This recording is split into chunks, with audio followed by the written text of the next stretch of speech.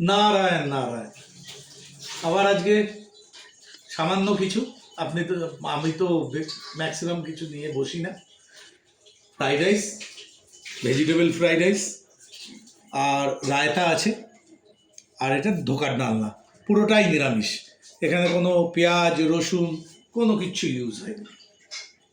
নিজে বানিয়ে খাই, দেখা যাক কেমন টেস্ট হয়েছে। ধোকা দিয়ে শুরু করি, ধোকাই আছে, একটাই আইটেম নিয়ে বসি আমি আপনাদের জন্য।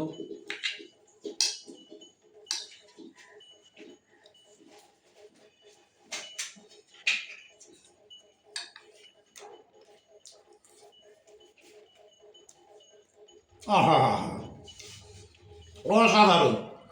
স্কুল লাইফের কথা মনে পড়ে যাচ্ছে।